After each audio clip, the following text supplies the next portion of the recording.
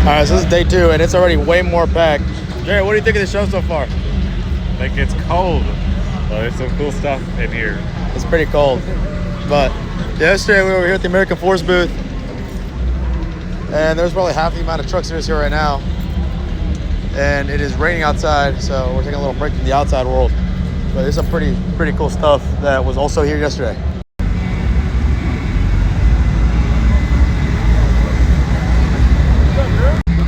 Guys, I swear to you, I'm literally like 6 feet tall or something. So this thing is massive.